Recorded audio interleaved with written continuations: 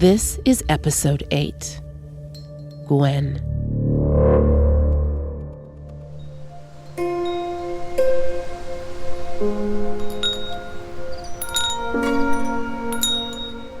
Wind chimes made of little glass angels, and they're hanging over Odette's porch.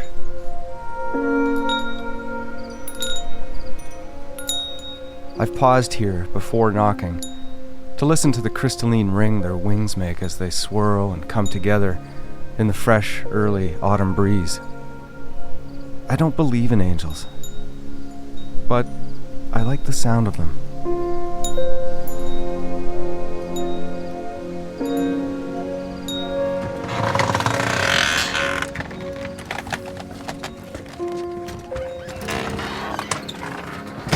I'll shut this off. Would you like a coffee? I got everything ready for a coffee. Sure. Today is the day that Odette and I will finally be able to speak to Gwen, Michael Lavoie's former partner of several years. A call has been set up over Odette's new Facebook connection. I think Gwen's going to help. Oh, Gwen just got back to you. So, what do you want to say to her, I guess? Just say I got your message, and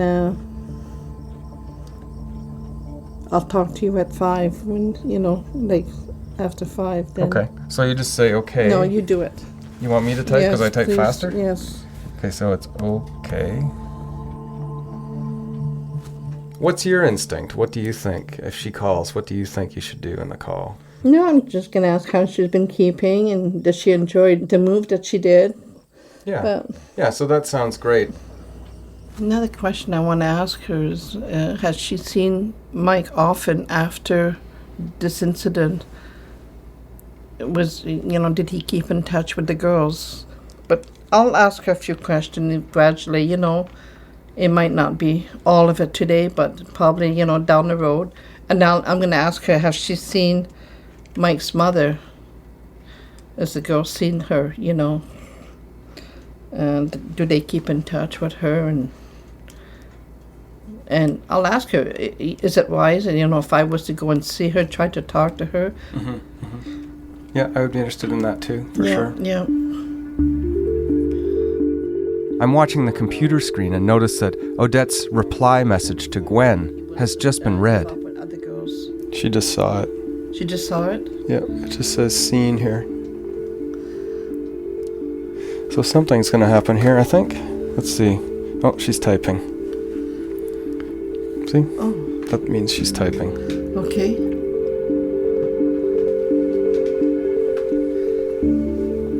It's close to 5 o'clock now, and Odette is getting nervous. My heart is just beating. Okay.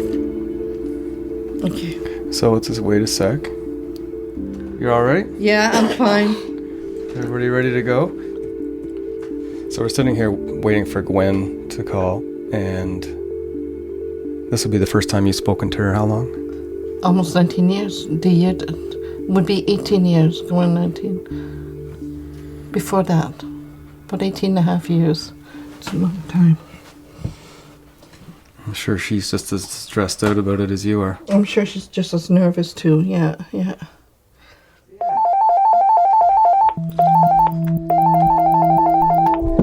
Hello? Hi, Who's this? this is Gwen. Gwen, how are you? Good, how are you? A long time we didn't talk, eh? I know. It kind of feels like it's been a long time coming. Oh my God, but I've been so busy with my job too, eh? Yeah. There's a bit of small talk at the beginning. Odette seems hesitant to get into Sheryl's disappearance. Oh, you're retired? I'm retired. Yeah, I'm gonna be 70 years old on Tuesday. Oh, I know Wow. it's old. Yeah. So how you been keeping?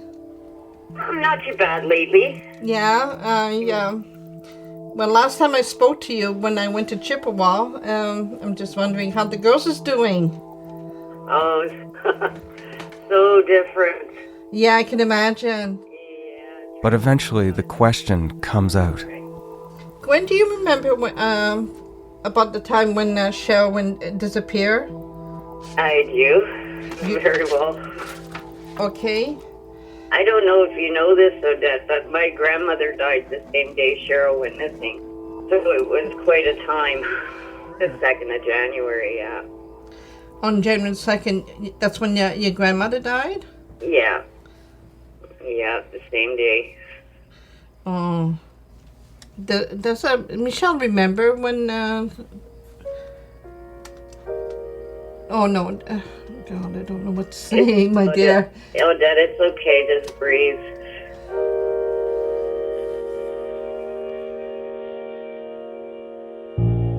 The moment has suddenly piled up on Odette and become a bit much. She leans back from the speakerphone and signals me with her hand to jump in while she gathers herself. I have a question about Michael Lavoie's timing on the Friday night of January 2nd. So the timing of that, what time did he pick the kids up on Friday night? You know what? I don't remember the exact time. But it was in the evening? Yeah, it was in the evening. Okay. Yeah. And then the girls went with him. What happened then? He picked them up and they went? From what I understand, he took them to his mother's for the night. And then what did he do with them Saturday? They stopped at the apartment. I believe the kids waited in the car. And he went up. Yeah, I don't even remember how long he had them. Michael Lavoie left the girls at his mother Pat's place on the evening of Friday, January 2nd, 1998. Lavoie would take his children to his mother's place from time to time, but according to information I've received from Gwen, Lavoie returned to pick up his children from Pat's later the next day, on Saturday afternoon. And according to Gwen, this timing was not normal. Then, and again, this is something Gwen says the girls told her about their experiences 18 years ago, Michael took them to a Tim Hortons parking lot. There, the girls remember Michael telling them a story about an axe murderer. It's an odd detail, and unfortunately nothing more is known about this alleged story right now. Thereafter, the girls say, Lavoie drove them to 851 Queenston and told them to wait in the car for a while. He went into the apartment building, then came out a while later to take them inside and up to the apartment. Interesting. Okay, and then on Sunday he brought them back to you? Yes. And do you know what time he would have done that? It would have probably been about 7 o'clock in the evening, I believe. He wanted to talk to me. I was in the tub trying to get some quiet time because of everything that was going on with my grandmother, so I didn't even get to talk to him. He talked to my mother. And what was his behavior like when he picked up the kids on Friday? He actually, that's when he told me about his and Sheryl's engagement. I didn't know about it until then, and I asked where she was. I wanted to see the ring, and he said she was at work. Oh, he said she was at work? Mm-hmm. What did you make of the story that Mike had told the police and the public, I guess, which was slightly different than what he told you, that he had dropped her off at the Concord Hotel to dance? Well, he had told me that he had dropped her off at work, which at the time I know I was thinking Tim Hortons. Right. And I did know or had heard that Sheryl had danced before. So, like I said, back then I wasn't the brightest. I didn't really think anything of it. And there was actually a girl in my complex that worked there. So I went and asked her to, fish around for something, and she said that Sheryl had never worked there. Sheryl had never... She could find out. Sheryl had never worked at the Concord? Yeah.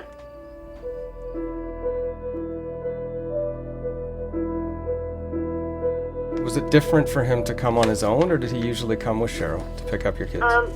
Both. Okay. So most of the time, I believe Sheryl would have been with him. I see. Okay. Yeah. Interesting. And you would let him have the children alone as well, like, or with or without Sheryl? Didn't really matter, or? No.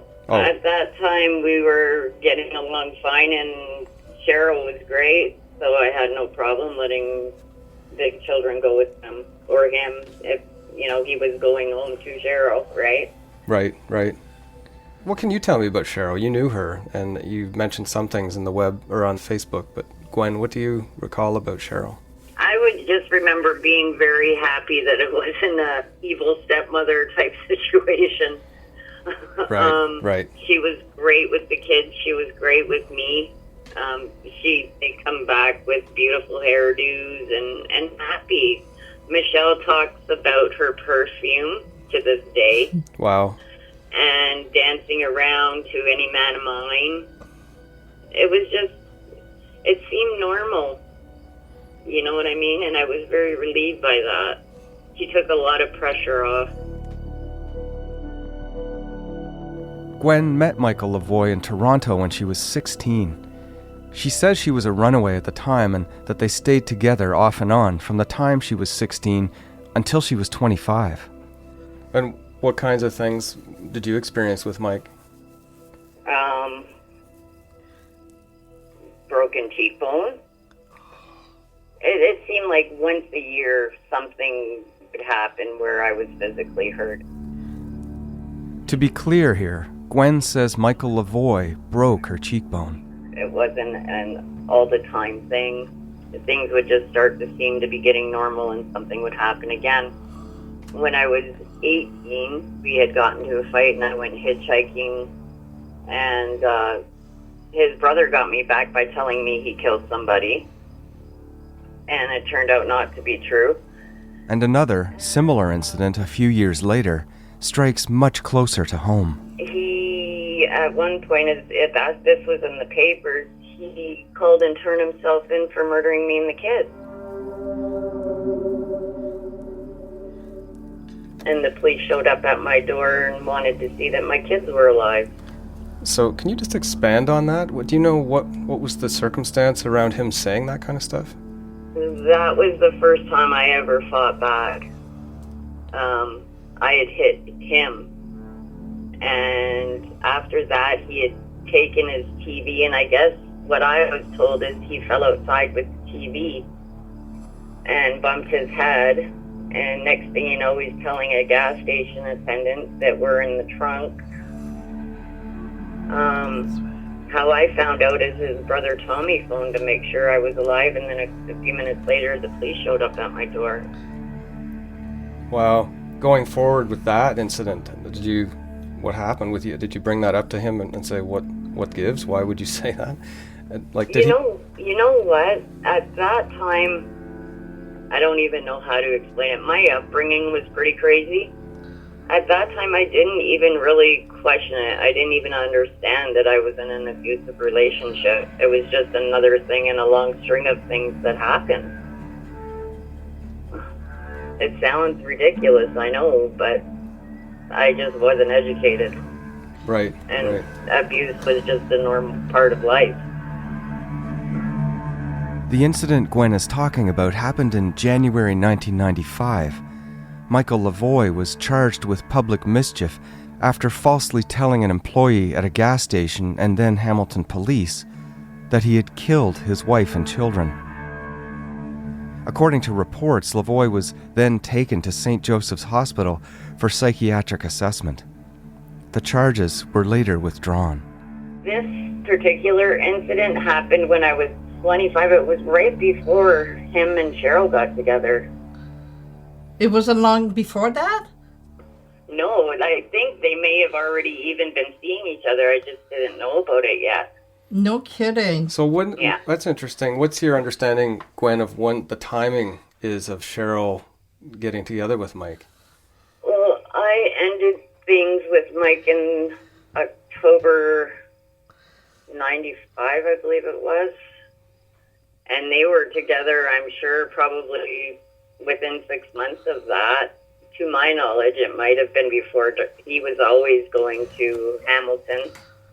And when Mike started seeing Sheryl, I lived in Stratford.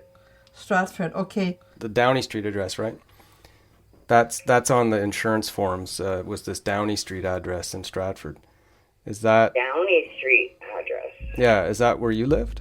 No. Oh, okay, that's interesting then. So I wonder who lived at the Downey Street address. Because that's where the cars were insured. That's where Sheryl's car and his van were insured in. Downey Street. Oh my, I'm wondering. Yeah, I didn't even know that Mike had friends in Stratford, to be honest with you. Okay. I don't know who that would have been. Do you think that if Mike had something to do with Sheryl's disappearance, he would have told somebody else about it? I've often wondered about his brothers. There was one guy in Stratford that he worked with that I've wondered about, and I don't even know why I've wondered about him, but I have. What was the guy in Stratford's name? I don't remember. They worked together at a concrete company. Do you know the name of the concrete company? I don't. When Mike worked at that concrete company was around the time he started fantasizing about murdering me and told me about it. And I've told the police that already, that I've wondered if that company, that guy came into play at all. He's some pretty serious fantasies.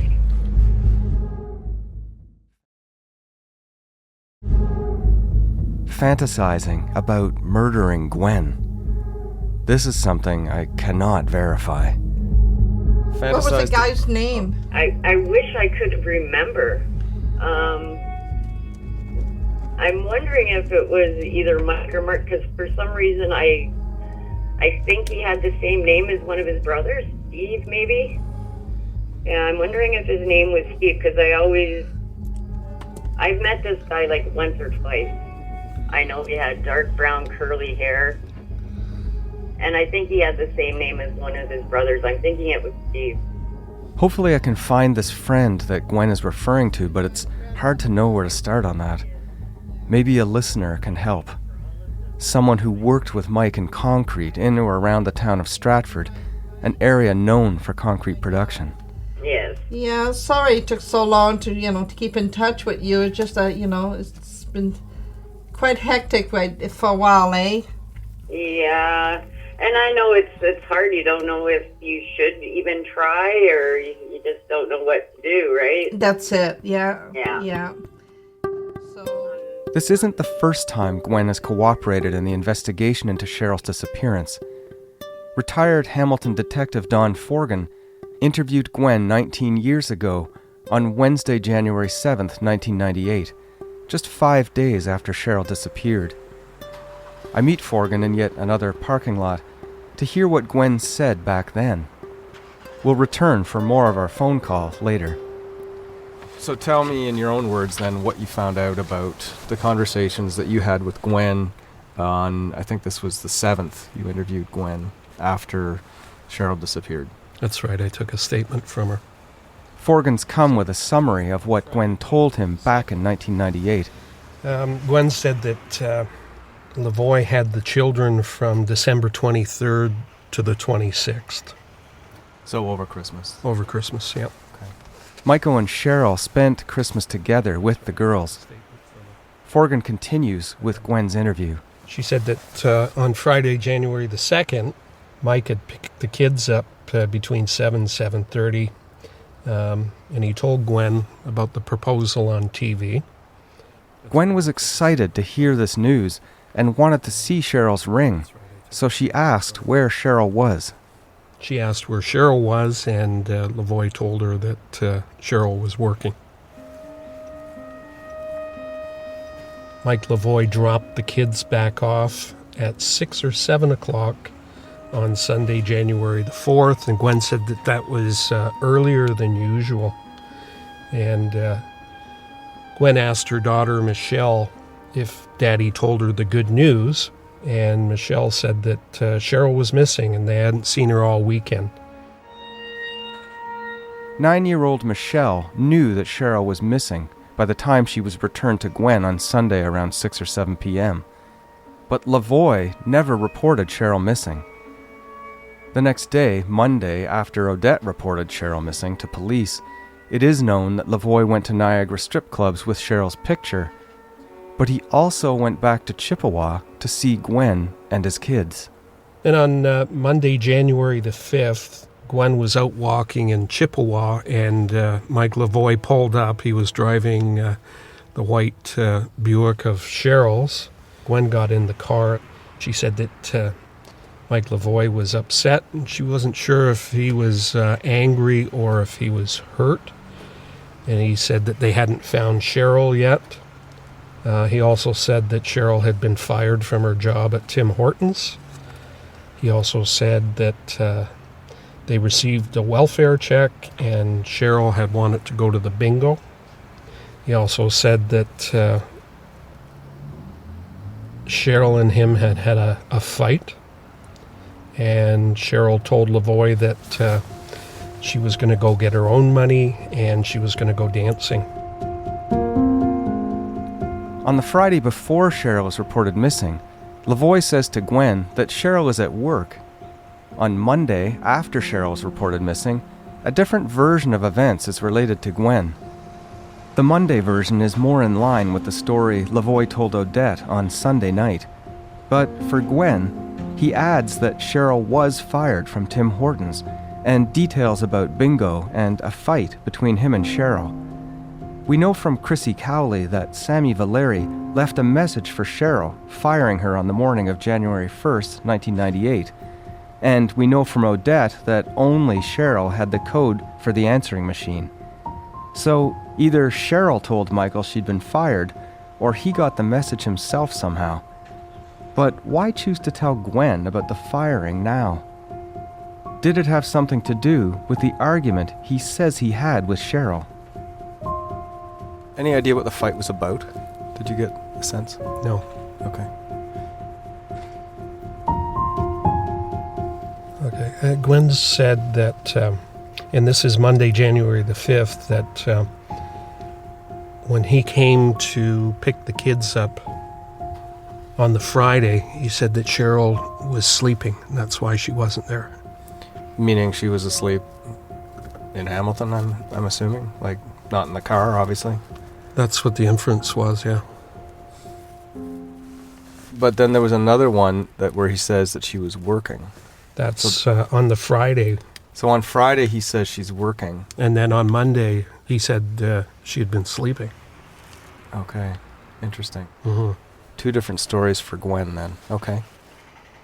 Mike Lavoie had said to Gwen that Sheryl's mom, her sister, and him were supposed to go down to Niagara and check out the bars together.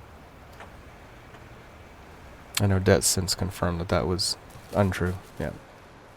Odette says there was never any plan at the time to go with Mike to look for Sheryl in the Niagara bars or anywhere else. Lavoie drove Gwen home. When they got there, he went up and saw the kids on the front step. Michelle asked Lavoie if he had found Sheryl yet, and Gwen wasn't able to hear what his reply was. Later, Michelle told Gwen that Daddy and Sheryl had broken up, and that Daddy said that it was for good this time. On the front step, he hugged and kissed the girls and told them that he loved them, and he started to cry.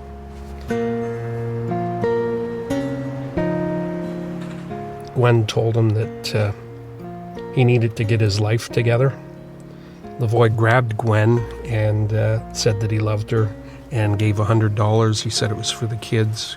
Gwen later said that he never gave her money for the kids. Gwen was concerned that he was suicidal and said something to the effect of, "Don't pull any fast ones on me tonight." And Lavoie was crying really hard at this time, and she flashed him a peace sign, and he left.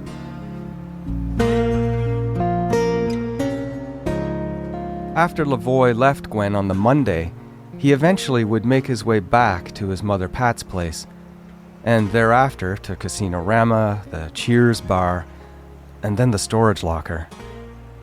Gwen's information on the phone now, and in her interview with police back then, reveals points on the case timeline Michael Lavoie's state of mind, and also that Lavoie told different versions about where Sheryl was on Friday, January 2nd. We also know that Michael Lavoie has denied having anything to do with the disappearance of Sheryl Shepherd. I returned to the phone call with Gwen. She's turned to talking about her life since Sheryl disappeared and since she decided to take her family out west. For a long time, it was hell.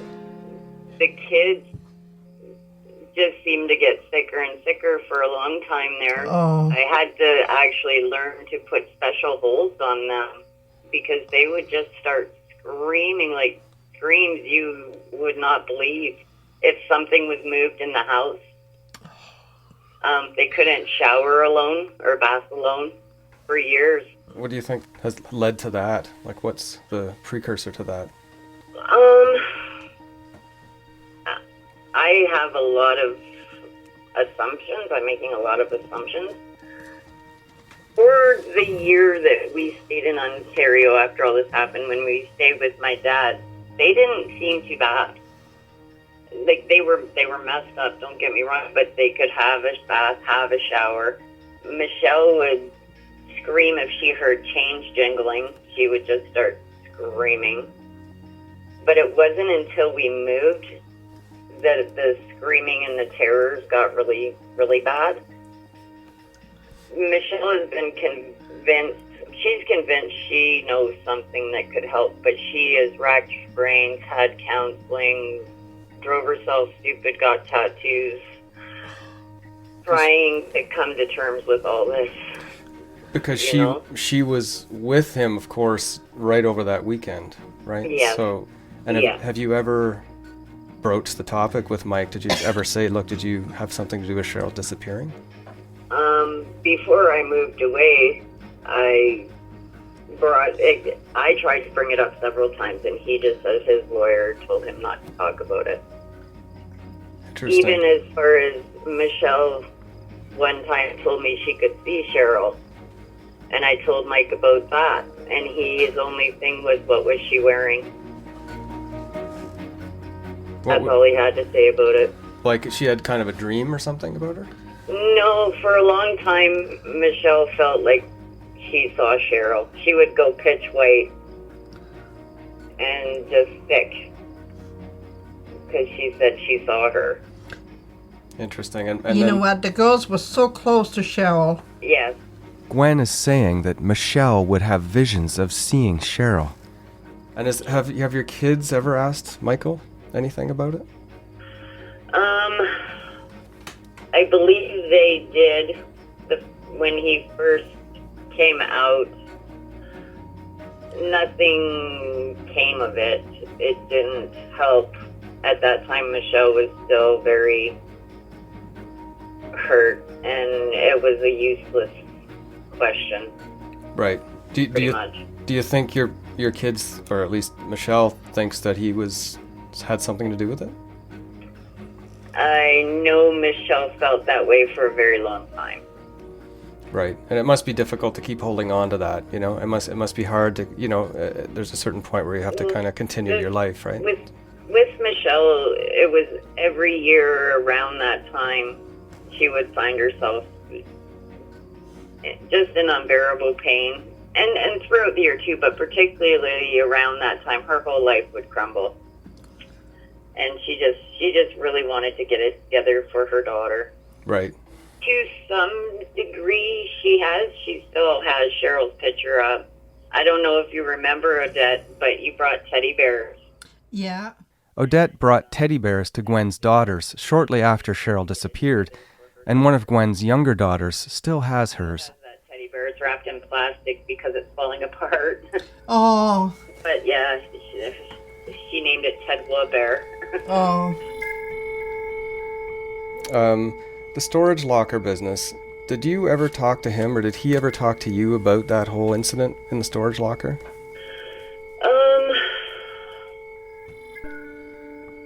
No. It's so strange because he brought all the kids' stuff to me on the Monday. All the kids' toys from the apartment.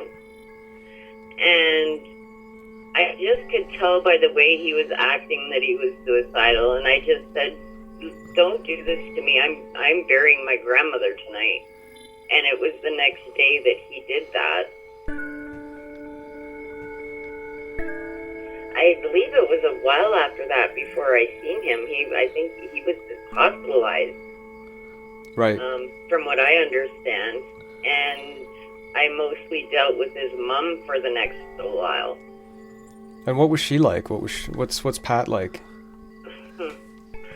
I am so torn. Pat was like my mother from the time I was 16. Wow. She's hardcore. She's a bit of a... It's hard to explain. She loves her son. I mean, Odette's already spoken to her, but... Oh, really? Good for you. Yeah, she came to my house. Wow. She's seen when I had to give up my apartment for 10 days. The police they moved in. They did forensic tests in the house. Mm-hmm. And what they find on the wall...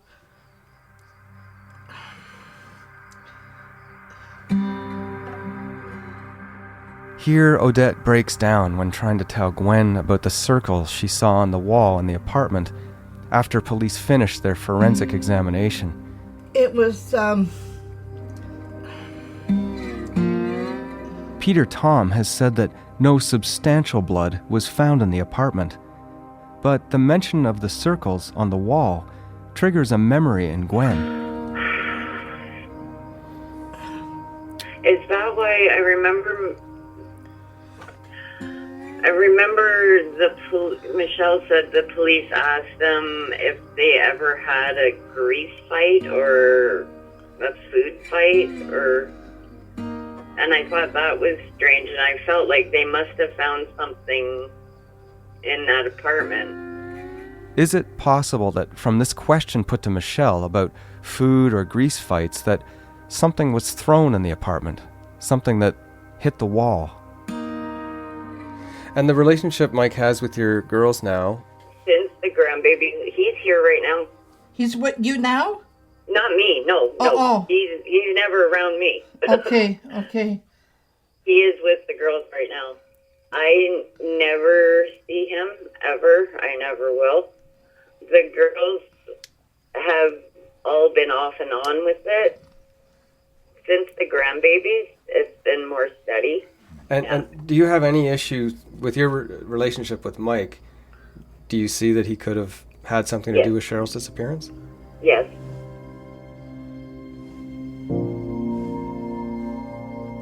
And it's looking back on mine and his relationship, there is no doubt in my mind. I always thought it was probably he went too far.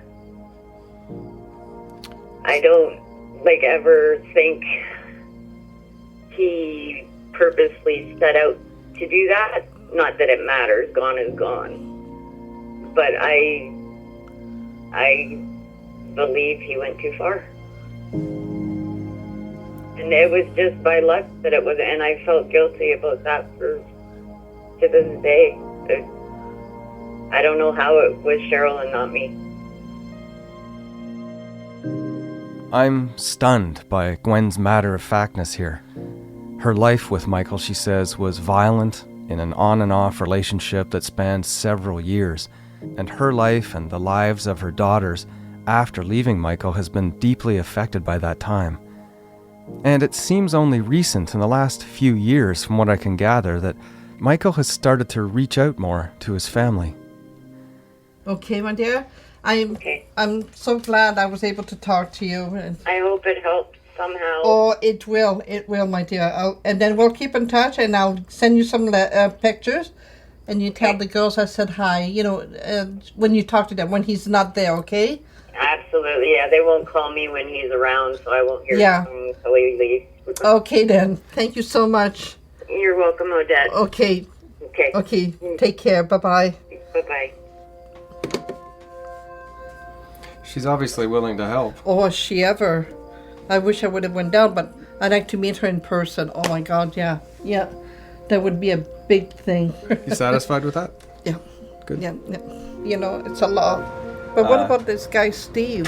He worked with him. Well, that's what she thinks, that there's another guy named Steve at the cement factory or plant or cement business that might have some information. So I need to find out who that Steve would be. Yeah. It's interesting that the grease fight that she was talking about, because that could equal the spots on the wall, right? So something else hit the wall other than blood, maybe. Spattered. Odette asked her partner Ron to sit with her for support during the call, and up to now, he's been silent. He leans forward in his easy chair. But the interesting thing is with that little kid. Michelle, yeah. Why is she having these dreams? It's playing on her mind because Sheryl has not been shown and not knowing what happened to her. I could understand that. A child will have nightmare. Be interested to talk to Michelle, but I'm not going to push that. Yeah, Well, she's got a family right now, and that would be hard for Michelle. That would be very hard. Yeah, and I don't want to do that. Yeah. So, okay, well, let's call it a day, and we can ruminate over this and talk about it another time. But I thank you very much. I think it was very successful. Yeah. So, God, good work. I am pleased. What I heard. Well, we'll see what we can prove and what we cannot prove.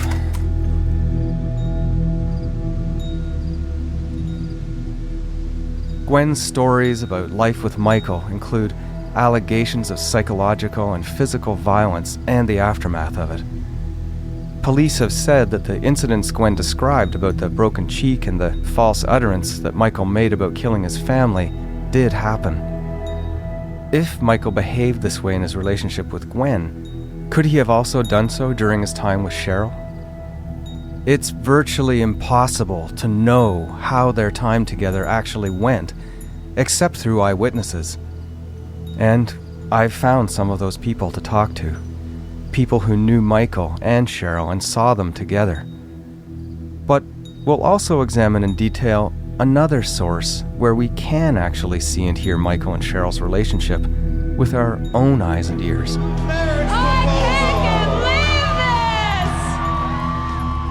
The marriage proposal. The answer was yes.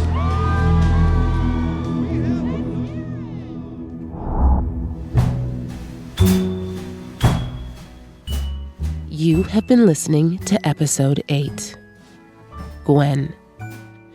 Visit cbc.ca/SKS